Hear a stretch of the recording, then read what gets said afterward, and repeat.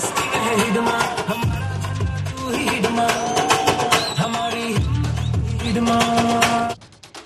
जगदलपुर में भूमकाल स्मृति दिवस के मौके पर निकली रैली अचानक से विवादों में घिर गई।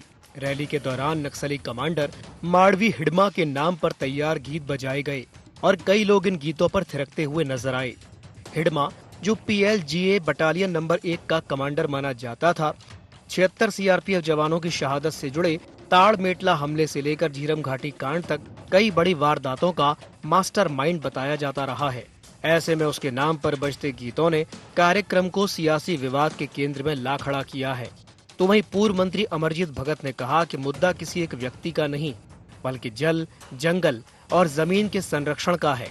भगत ने आरोप लगाया कि बस्तर में खनिज संपदा की लूट हो रही है, आदिवासियों से संवैधानिक अधिकार छीने जा रहे हैं और जो भी अपने हक की बात करता है उसे नक्सली बताकर दबा दिया जाता है। उन्होंने कहा कि जो आदिवासियों के हक की रक्षा करेगा, हम उसका समर्थन करेंगे, चाहे वो कोई संगठन हो, कंपनी हो या सरकार। उसमें मैं बहुत कुछ सारोकार रखता हूँ ना, उसके बारे में मेरी जानकारी, लेकिन इतना जरूर है, जो जल जंगल जमीन की बात करेगा उसको समर्थन मिलेगा और जो जल जंगल जमीन की लूट करेगा उसका विरोध होगा, चाहे उसमें कोई संगठन हो, सरकार हो, चाहे कोई कंपनी हो। बस्तर सहित पूरे प्रदेश में जो परिस्थिति बन रही है वो यही बन रही है कि खनिज संपदा की लूट हो रही है और बड़े कंपनियां यहाँ पर इंटर कर रही है और जिसमें लोगों के जो राइट्स हैं, जो संवैधानिक अधिकार है, उसका हनन हो रहा है। तो वहीं दूसरी ओर कैबिनेट मंत्री केदार कश्यप ने कांग्रेस पर तीखा हमला बोला। कश्यप ने ऐसे कांग्रेस की नक्सल समर्थक सोच करार देते हुए कहा कि कांग्रेस हमेशा नक्सलियों के साथ खड़ी रही है। उन्होंने कहा कि झीरम घाटी कांड पर सिर्फ घड़ियाली आंसू बहाए जाते हैं और अब जब बस्तर में नक्सलवाद कमजोर पड़ रहा है तो कांग्रेस को तकलीफ हो रही है। कश्यप ने ये भी दावा किया कि कांग्रेस के कई वरिष्ठ नेताओं ने खुले मंच से नक्सलियों का समर्थन किया है। कांग्रेस हमेशा नक्सलियों के साथ में रही है। झीरम घाटी के नाम पर केवल घड़ियाली आंसू बहाती है।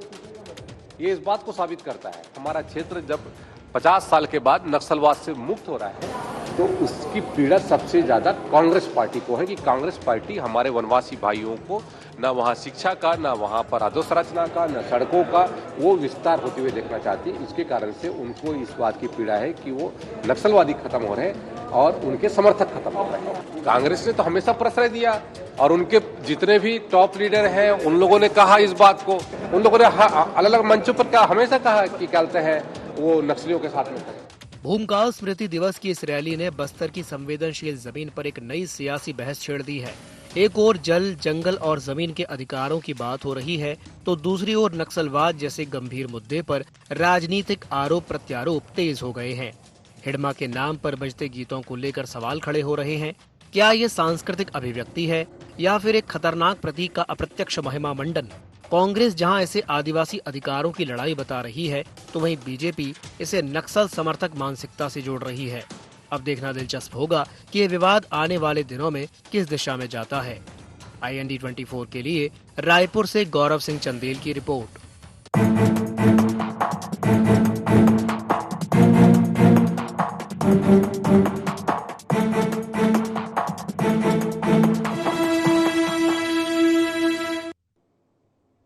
नमस्कार, जय जोहार, गोहार। छत्तीसगढ़ में आप सभी का स्वागत है। मैं हूं आपके साथ दिव्यांशु जोशी। तो छत्तीसगढ़ के जगदलपुर में भूमकाल स्मृति दिवस के दौरान निकली एक रैली ने सियासी पारा चढ़ा दिया है। रैली में मारे जा चुके कुख्यात नक्सली माड़वी हिडमा के नाम पर गीत बजाए गए और कई आदिवासी इन गीतों पर झूमते हुए नजर आए।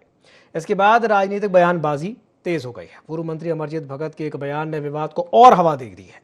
आज इसी विषय को लेकर के हम चर्चा करेंगे, लेकिन चर्चा करने से पहले जान लेते हैं क्या है आज के गुहार पॉइंट्स। भूमकाल स्मृति दिवस पर क्यों हुआ नक्सली का महिमा मंडन? प्रदेश में नक्सलवाद पर हो रही सियासत कितनी जायज?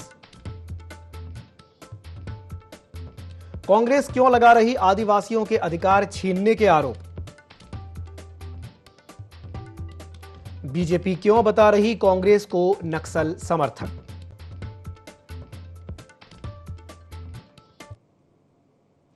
तो बस्तर में एक बार फिर से नक्सलवाद को लेकर के बहस छिड़ गई है, जहां अधिकार बनाम आरोप की यह बहस देखने को मिल रही है। तो चलिए इसी विषय को लेकर के अब चर्चा को विस्तार देते हैं। कुछ खास मेहमान हमारे साथ चर्चा में शामिल हो रहे हैं, आपका तारुफ करवा देते हैं। हमारे साथ चर्चा में जुड़ रहे हैं सौरभ साहू जी, कांग्रेस प्रवक्ता हैं। सौरभ जी, स्वागत है आपका। हमारे साथ जुड़ रहे हैं रितेश मोहरे जी, बीजेपी प्रवक्ता हैं। रितेश जी, आपका भी बहुत बहुत स्वागत है। और हमारे साथ जुड़ रहे हैं कौशल स्वर्णवीर जी, वरिष्ठ पत्रकार हैं। कौशल जी, आपका भी बहुत बहुत स्वागत है IND24 में। शुरुआत मैं कौशल जी आपसे ही करना चाहूँगा। कौशल जी, अब ये जो नया मुद्दा आ गया है अधिकार बनाम आरोप का, कांग्रेस और बीजेपी आमने सामने है, कैसे देखते हैं आप इसे, क्या कहेंगे कौशल जी?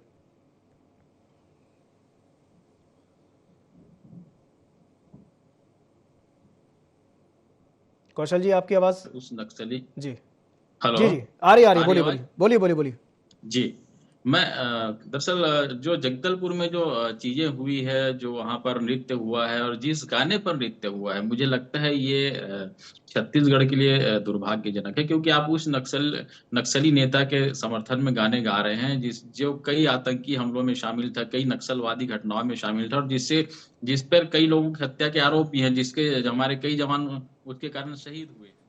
ऐसा लगता है कि जिस सशस्त्र नक्सलवाद को खत्म करने की बात भारतीय जनता पार्टी की सरकार कर रही है, और 31 मार्च 2000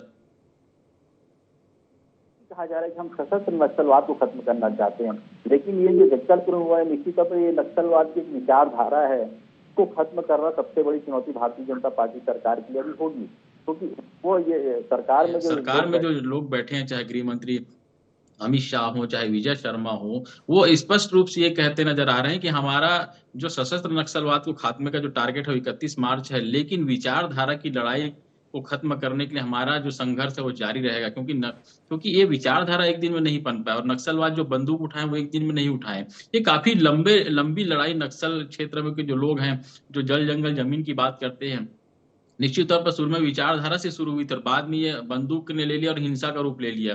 तो कहीं न कहीं नक्सलवाद का जो विकृत रूप जो सामने आया है, उसको खत्म करने की बात भारतीय जनता पार्टी की सरकार कर रही है, लेकिन शहर के बीचों बीच जिस तरह से हिडमा को लेकर गाया गया, मुझे लगता है कि वैचारिक लड़ाई अभी जारी रहेगी और विचारधारा की जो लड़ाई है, जो बस्तर के अंदरूनी गांव में है, जहां पर नक्सलवाद के दंश झेल रहे लोग अभी भी उस विचारधारा से प्रभावित हैं, उनका भरोसा जीतना, उनका विश्वास जीतना, उनको सरकार की जो बातें हैं उन तक पहुंचाना सबसे बड़ी चुनौती भी सरकार के लिए होगी। और मुझे लगता है कि इस दिशा में प्रयास किया जाना चाहिए, क्योंकि हम वहां के लोगों को जब तक विकास से नहीं जोड़ेंगे, जब तक वहां के लोगों को बाहरी हवाओं से परिचित नहीं कराएंगे, तब तक मुझे लगता है कि जो वैचारिक लड़ाई है, नक्सल विचारधारा से जुड़े जो लोग हैं उनको दूर कर पाना संभव नहीं होगा। ठीक है रितेश जी, कांग्रेस ये आरोप लगा रही है कि भाई आप आदिवासियों के अधिकारों को छीन रहे हैं, क्या कहेंगे?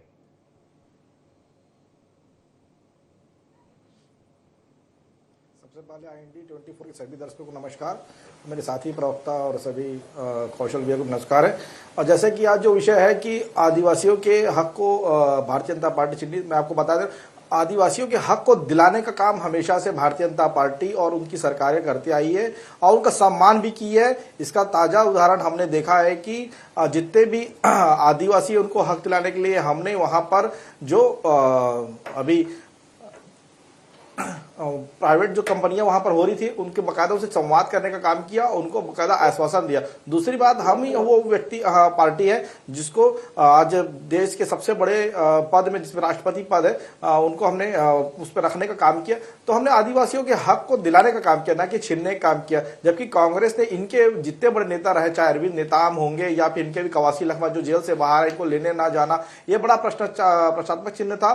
और नक्सलियों की बात रही, आज नक्सली सिमटते जा रहे हैं। आज केवल नारायणपुर और बीजापुर तक ही आज सीमित हो गए। मैं आपको बता देना चाहता हूं, बहुत सारे ऐसे पत्रकार मैं आज एक चैनल के माध्यम से देख रहा था कि महाराष्ट्र और छत्तीसगढ़ और मध्य प्रदेश के जो जॉइंट इनका जो कंपनी है और इनकी पार्टी है, अभी सरेंडर करने की स्थिति है, अभी और इनके नक्सली जो है सरेंडर करने की स्थिति में, क्योंकि CRPF के बहुत सारे बटालियन के वहां बहुत सारे कैंप खुले हुए थे, जिसे उनकी कमर टूटी हुई है, वो अभी मुख्य धारा में जुड़ने के लिए है। तो जहां एक और विकास की बात हो रही है, जहां पर यहाँ पर नक्सलियों के खात्मे की बात हो रही है, जहां 70 साल से कांग्रेस ने एक भी नक्सलियों खात्मा करने में असफल रही, वही आज भारतीय जनता पार्टी केंद्र की और राज्य सरकार जो ज्वाइंट ऑपरेशन के माध्यम से और नक्सली खात्मे की ओर है। मुझे लगता है कि इस प्रकार से अमरजीत भगत जी का जो बयानबाजी है, जिसको लेकर के आज जो सियासत उन्होंने छेड़ी है, मुझे लगता है कि यह प्रश्न चिन्ह खड़ा करता है कि वो विकास के साथ में है या नक्सलियों के समर्थन में। क्या नक्सली उनके लिए समस्या नहीं है? कि यह मुझे प्रश्न है, क्या वो बता दे।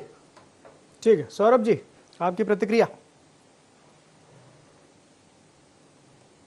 जी देखिए दिव्यांशु जी, सर्वप्रथम तो मैं इस बात को बहुत स्पष्ट कर देना चाहता हूं कि जो कांग्रेस पार्टी है, या मुझे लगता है कि पूरी छत्तीसगढ़ की जनता और पूरे देश की जो जनता है, वो नक्सलवाद और आतंकवाद के तो खिलाफ है ही। हम भी चाहते हैं कि प्रदेश से नक्सलवाद जड़ से खत्म हो।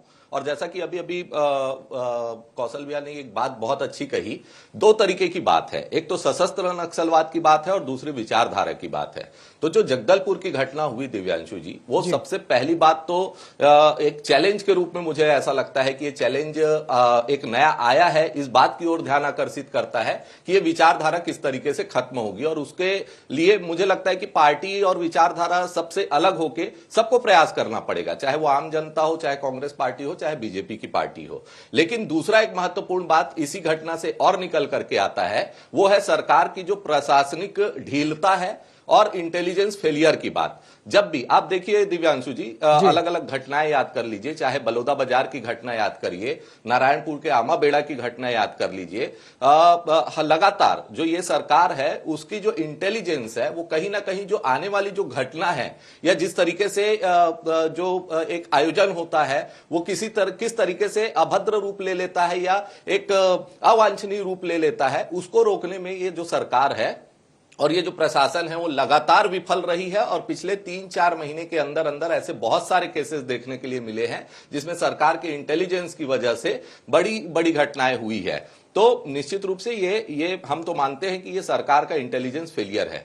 तीसरी बात ये कह रहे थे मोरे साहब की अभी नक्सलवाद जो है वो छत्तीसगढ़ के अंदर खत्म करने में कांग्रेस पार्टी असफल रही। मुझे लगता है कि साथी प्रवक्ता इस बात को भूल गए कि यहां पर पहले 15 साल उनकी ही सरकार थी और उसके बाद 5 साल हम आए और उसके बाद फिर से इनकी सरकार अभी 2.5 साल से है। तो कहीं ना कहीं जब रमन सिंह जी के शासनकाल को देखिएगा आप दिव्यांशु जी, तो 3 ब्लॉक से लेकर के जो 12 से 14 जिलों में जो नक्सलवाद फैला वो इनके बीजेपी की सरकार में ही फैला।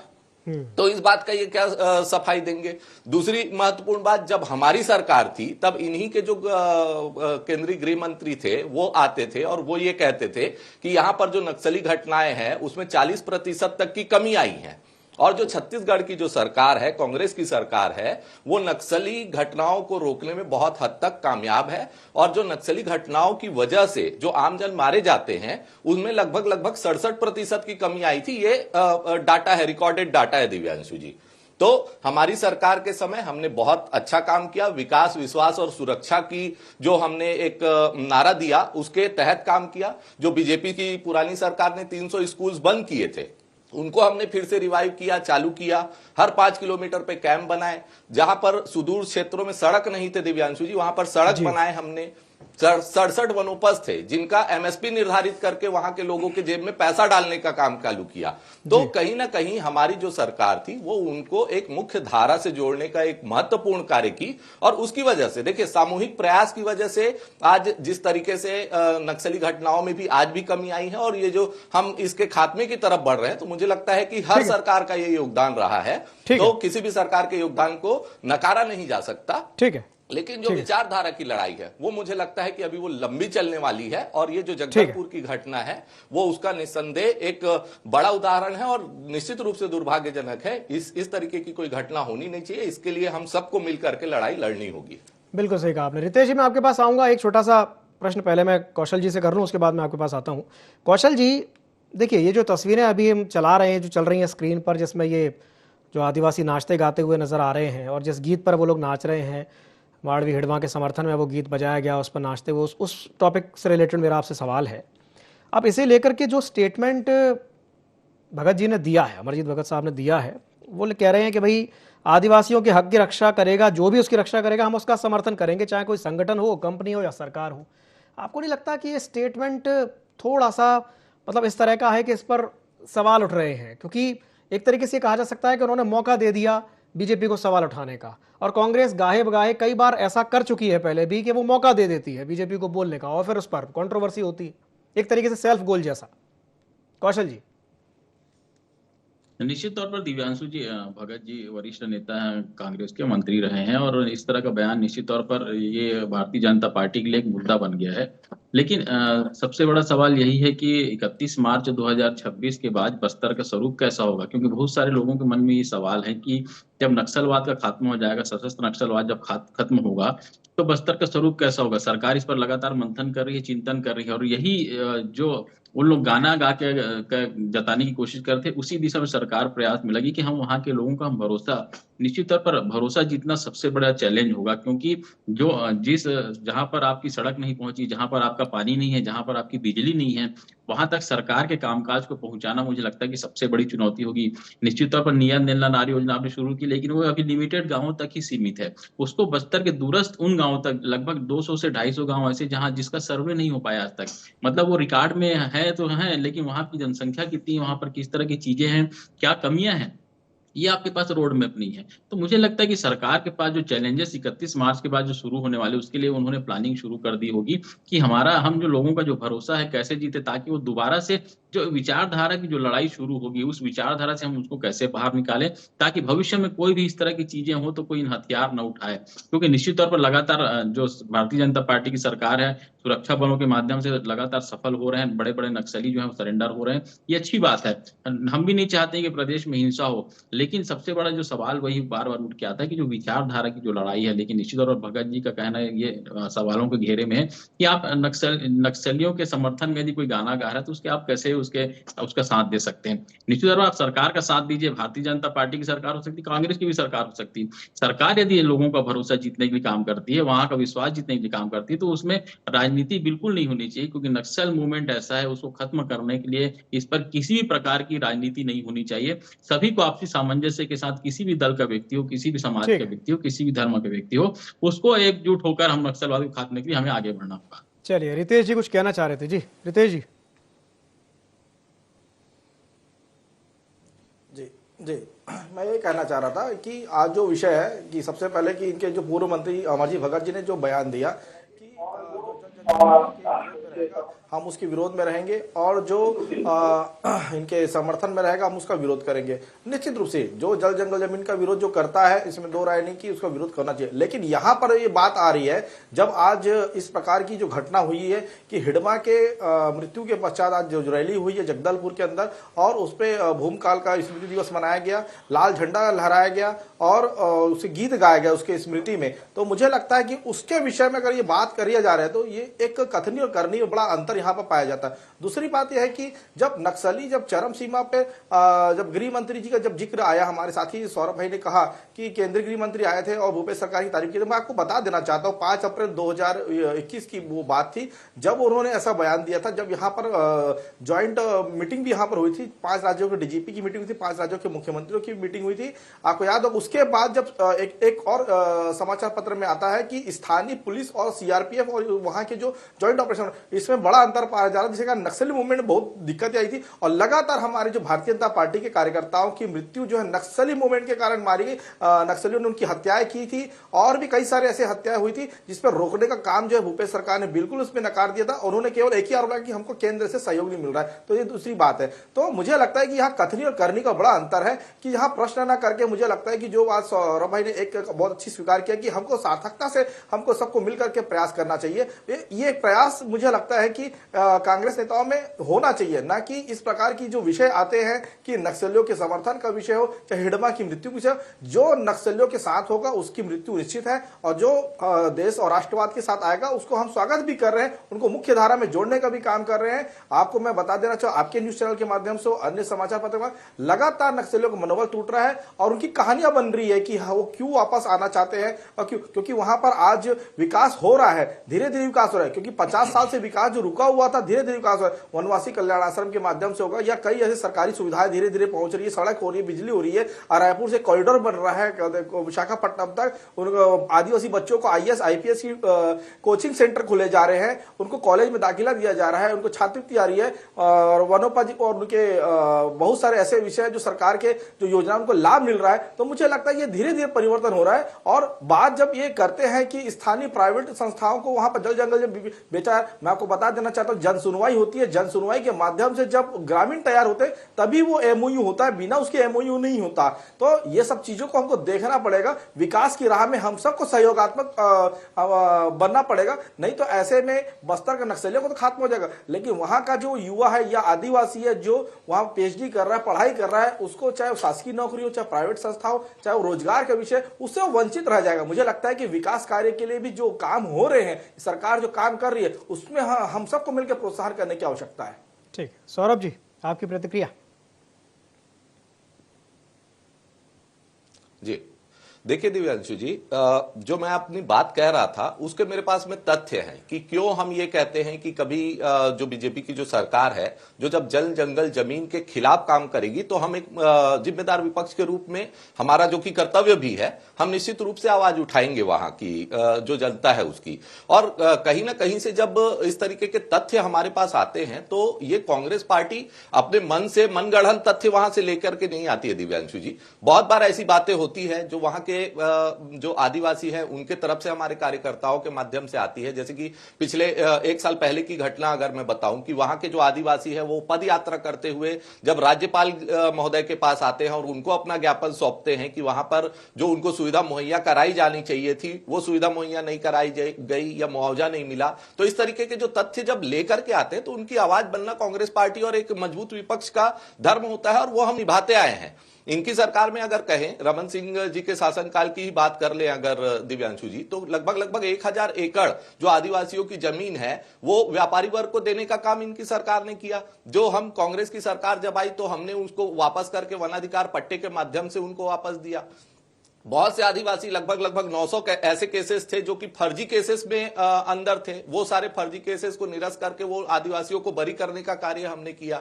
तो हम तो आदिवासियों की जब सुनते हैं और उनकी जो बात होती है उसको सरकार तक पहुंचाने का काम करते हैं। मैं तो आदरणीय प्रवक्ता से इस बात की गारंटी मांगता हूं आपके इस सम्मानित चैनल पे कि वहां पर जिस हिसाब से अभी नक्सलियों का खात्मा हो रहा है बहुत अच्छी बात है, और हमने सभी मुख्य चैनलों पे इस बात की तारीफ भी की है कि बस्तर से और छत्तीसगढ़ से और पूरे देश से अगर नक्सलियों का खात्मा होता है तो इससे अच्छी बात कुछ नहीं हो सकती। लेकिन साथ में वहां का जो वन है, वहां के जो जंगल है, वहां जमीन है, वहां के आदिवासियों के हितों की सुरक्षा क्या भाजपा की सरकार करेगी?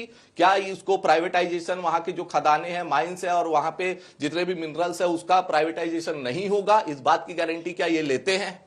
क्योंकि इन्हीं के जो वरिष्ठ मंत्री नेता हैं, प्रधानमंत्री जी स्वयं, गृह मंत्री जी स्वयं यहां आकर के बोलते हैं कि नगरनार जो प्लांट है वो प्राइवेटाइज नहीं होगा, लेकिन उसका डिसइन्वेस्टमेंट आज की डेट में चालू हो जाता है। तो ये जो दोगलापन है और ये जो डबल स्टैंडर्ड वाली बात है दिव्यांशु जी, ये संदेह पैदा करती है ना कभी। ठीक है रितेश जी देखिए, हमारे केंद्रीय गृह मंत्री हो या राज्य के गृह मंत्री हो, उसके बयान जी मैं वही बात पे आ रहा हूं कि केंद्रीय गृह मंत्री अमित शाह जी और हमारे छत्तीसगढ़ के जो गृह मंत्री माननीय विजय शर्मा जी, जिन्होंने बयान दिया कि इसका प्राइवेटाइजेशन नहीं होगा, सरकार उसे खुद कंट्रोल करके काम करेगी। और रही बात जल जंगल जमीन, किसी का अधिकार नहीं, क्योंकि पैसा कानून लागू है, किसी के जमीन को आप ऐसे हथिया नहीं सकते। किसी को ये नियम है, किसी को पर्यटन करते तो आदिवासी होना अनिवार्य है, तो किसी का नहीं हो सकता। हाँ, जहां का कोई प्राइवेट संस्था कोई आती है तो उसको आपको मालूम कि सर्वे होता है, उसकी इलाके की सर्वे होगा, उसकी जन सुनवाई होती है। जन सुनवाई के माध्यम से ही बहुत सारे ऐसे काम, देखिए जन सुनवाई की जो हकीकत है दिव्यांशु जी, वो छत्तीसगढ़ के अंदर सबको पता है। तमनार में अभी हमने देखा जो हिंसा हुई,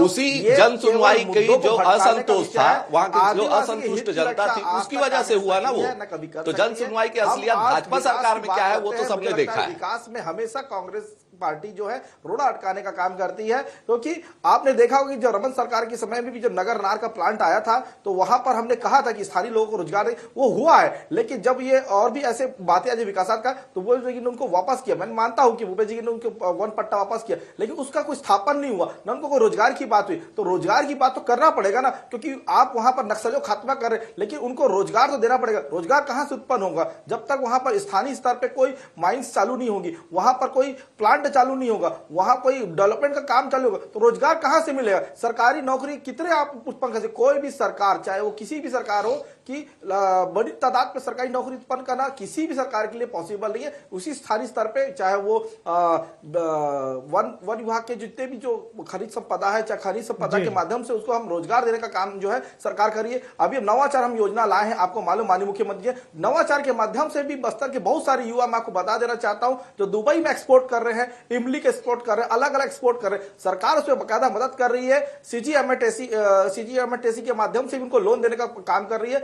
आदिवासियों के लिए छत्तीसगढ़ सरकार प्रतिबद्ध है कि काम करने के लिए, लेकिन कांग्रेस पार्टी क्या करती है कि बीच बीच में जनता के मुद्दों को भटकाती है और आदिवासियों को बरगलाने का काम करती है, जबकि हम आदिवासियों के हित के लिए लगातार हम 15 साल पहले भी काम किए, आज भी काम कर रहे हैं। आपको याद होगा रामन सर की सरकार में प्रयास के माध्यम से हमने आईटी और आईएम में हमने एडमिशन कराने का काम किया था, जो 5 साल से बंद था, आज फिर हमने उसको चालू किया है। चलिए ठीक है, समय की बाध्यता है कि चलते चर्चा को समाप्त करना पड़ेगा। बहुत बहुत धन्यवाद आप तीनों मेहमानों का हमारे साथ जुड़ने के लिए और चर्चा में शामिल होने के लिए। तो सियासत की दुनिया का बस इतना सा फसाना है कि निशाना भी लगाना है और पंछी को भी बचाना है, क्योंकि देखिए डगर तो थोड़ी सी कठिन है, क्योंकि जल जंगल जमीन दोनों को बचाना भी जरूरी है, तीनों को बचाना भी जरूरी है, आदिवासियों के हितों की रक्षा करना भी जरूरी है और विकास भी जरूरी है, स्कूल भी जरूरी है, अस्पताल भी जरूरी है। एक बैलेंस्ड अप्रोच रखनी पड़ेगी, तभी दोनों चीजें बच पाएंगी। गुहार छत्तीसगढ़ में फिलहाल के लिए इतना ही। मुझे दीजिए इजाजत और आप बने रहिए ID24 के साथ। नमस्कार।